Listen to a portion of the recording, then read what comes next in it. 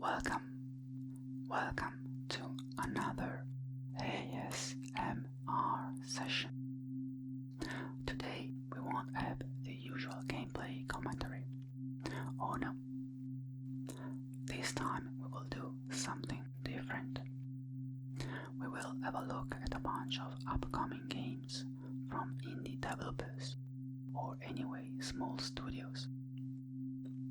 They are currently available as demos on Steam, and I picked them up a bit randomly, intrigued by how they look or their story premise. They might end up being future hidden gems, or unexpected hits, or just disappoint and fall short of their initial intention. Who knows? Anyway, without further ado, and in no particular order, let's start.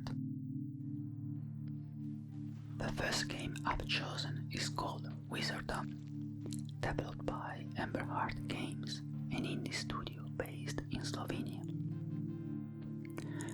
Heart Games has a track record, albeit small, of creating well-received titles, drawing inspiration from the classic retro games of the 90s.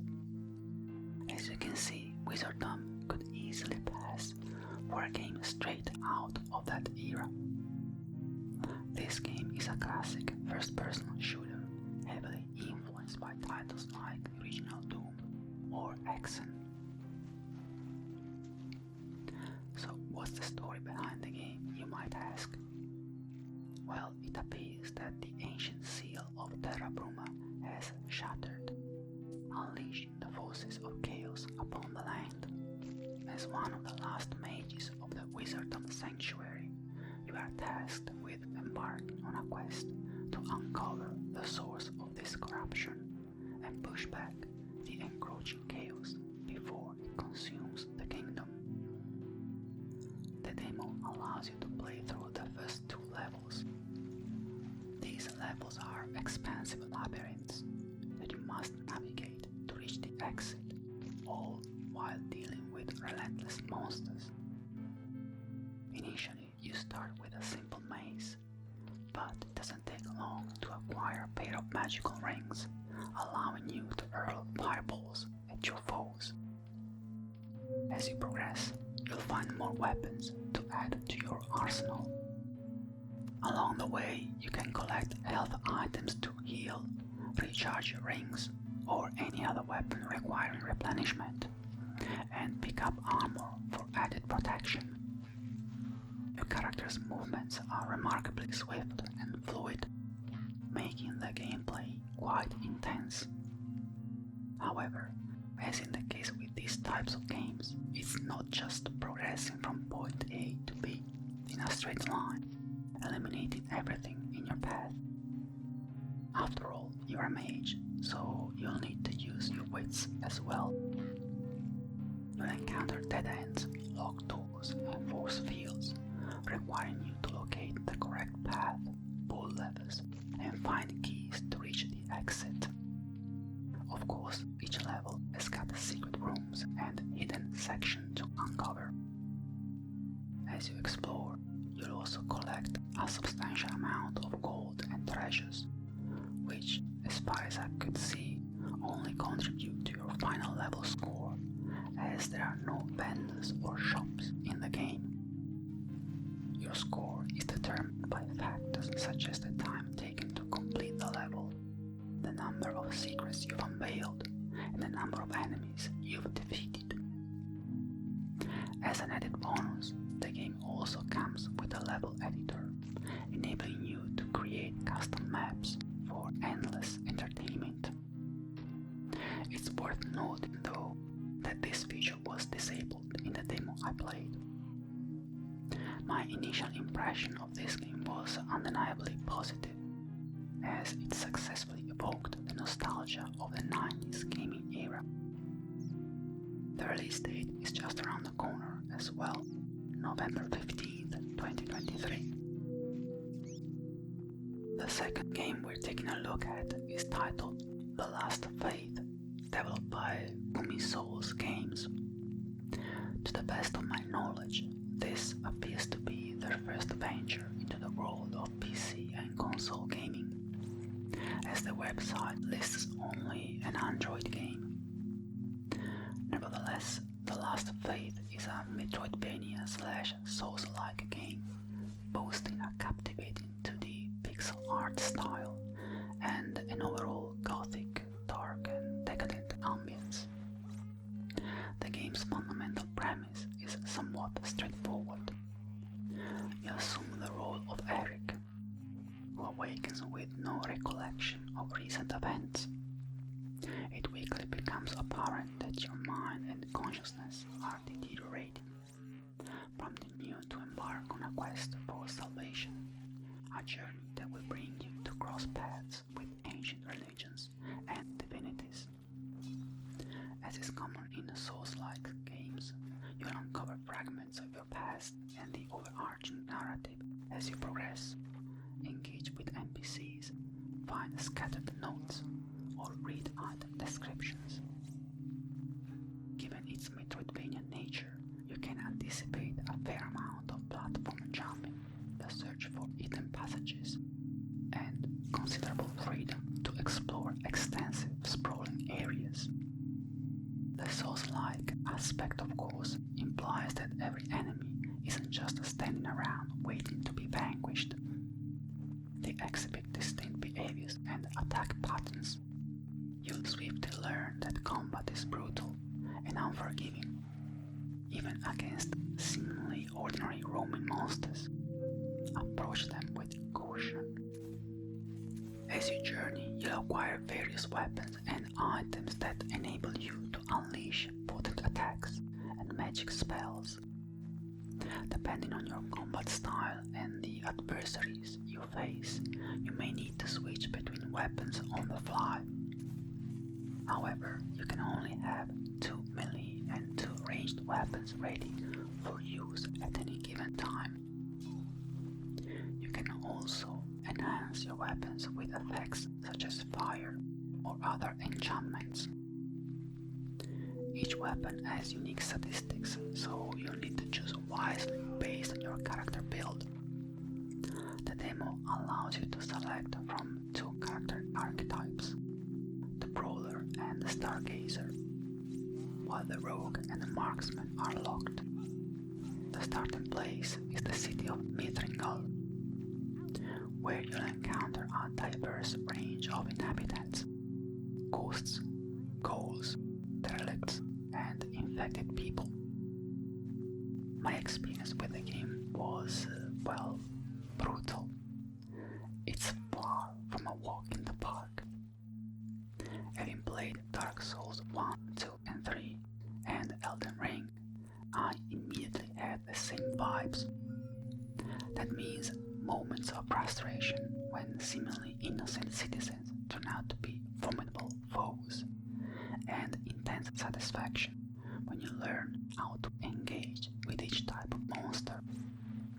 Depending on your disposition towards Souls-like games, The Last Faith could be a discovery, or something you might want to avoid, to put it bluntly. Overall though, the game appears to have significant potential, and the planned release date is just around the corner, November 15th, 2023. Now, let's dive into the third game on our list. This one goes by the name of Deep Rock Galactic Survivor, developed by Ghost Ship Games, a relatively small Danish game developer. You might have stumbled upon their previous game that turned out to be a hit, Deep Rock Galactic, a 4-player co-op first-person shooter featuring space dwarves. This time, they've ventured into something different. Deep Rock Galactic Survivor is set in the same universe and features those same badass space dwarves, but with a twist. It's a single-player auto-shooter. Wondering what an auto-shooter is? If you've played or seen Vampire Survivors, that's a prime example. In essence, an auto-shooter is precisely what it sounds like. You control a character that automatically fires all their weapons at an ever-increasing horde of enemies hell-bent to kill you. As you dispatch foes, you level up, and with each level, you can enhance your arsenal and defenses to make it to the end of the scenario. Typically, these scenarios are timed experiences. For example, in Vampire Survivors, the scenario lasts for 30 minutes, and an apparently unbeatable boss shows up at the end to put an end to your run. That said, the developers of Deep Rock Galactic Survivor have added some intriguing twists to the genre. To begin with, it teaches 2D pixel art for high-res 3D models with an isometric view resembling an action RPG. Secondly, you are on a mission. Basically, you are deployed on a planet brimming with valuable minerals to mine. Unfortunately, the planet is also teemed with hostile alien creatures hell-bent to kill you. So you're not just running out the clock, you have to dig for minerals as well. These minerals then can be used to upgrade your gear and weapons during the scenario and upon your return to the base, whether you've survived or not. Moreover, each mission is divided into 5 different stages, breaking up the 30-minute scenario into smaller bite-sized segments. Each stage lasts just a few minutes, concluding with a mini-boss battle. After defeating the mini-boss, you've got 30 seconds to make it to the extraction pod, otherwise you'll be left behind. The final stage is the most challenging, housing 3 mini-bosses and 1 formidable big boss, alongside the endless waves of minions that keep spawning. As mentioned, as you dispatch monsters and mine for minerals, you earn XP and level up, allowing you to upgrade your gear and weapons. These upgrades can include enhancements like higher fire rates, faster reloads, increased health, or faster mining speeds. Every 5 levels, you also gain an additional weapon, till a maximum of 5. At the end of each mission, successful or not, you return to the base, where you can bolster your stats to increase your chances of survival in the next mission. Additionally, each playthrough can unlock new weapons or power-ups by achieving various in-game feats, such as eliminating a specific number of monsters or reaching a certain weapon upgrade level within a single mission. The game loop is straightforward yet highly effective, with the added strategic element of resource mining. For instance, I found myself digging through a thick wall to create an escape route from an approaching horde of monsters. This tactic split the monsters into 2 smaller groups, making it easier to eliminate them. One thing to note is that I could only play as 1 character. 2 more were available, but were locked in the demo. Each character can begin with 1 of 3 different loadouts, each featuring unique stats and perks. Overall, I discovered the game to be incredibly addictive and enjoyable to play. Currently, it's in early access, but it's not available for purchase. Only the demo is accessible for a limited time, up until October 30th, 2023. The official release is planned for the first quarter of 2024. Moving on to our 4th game, I've chosen Murder on the Orient Express, developed by Microids, a French developer. Strictly speaking, Microids isn't an indie studio. They've been in the gaming industry since 1985 and boast an extensive catalog of games spanning adventure games, FPS, puzzle games, and action titles. I believe they fit into the AA studio category, though I'm not entirely sure how these categories work. Personally, unfamiliar with microids because I played what I consider to be one of the finest point-and-click adventure games from the heyday of the genre, Siberia 1 and Siberia 2. More recently, they've revisited the series, though with far less success, to be quite frank. And by the way, I've uploaded an ASMR video where I took on the first Siberia game with a storyteller-like approach. Feel free to check it out. Now back to Murder on the Orient Express. The title should sound familiar to you, as it's based on Agatha Christie's murder mystery book featuring the world-renowned Belgian detective Hercule Poirot. Over the years, the book has seen numerous adaptations on TV, cinemas and theaters. Microids takes the book as a reference, but adds their own twists, with the primary one being set in the story in 2023 rather than in the 1930s as in the original material. The second change involves the introduction of a new character called Joanna Locke, who enables you to conduct a second investigation during playable flashbacks in the United States. In case you're not familiar with the underlying story, let's summarize it briefly, and don't worry, I won't spoil the ending. You step into the shoes of Hercule Poirot, who's traveling on the Orient Express train that connects Paris to Istanbul, winding its way across Europe.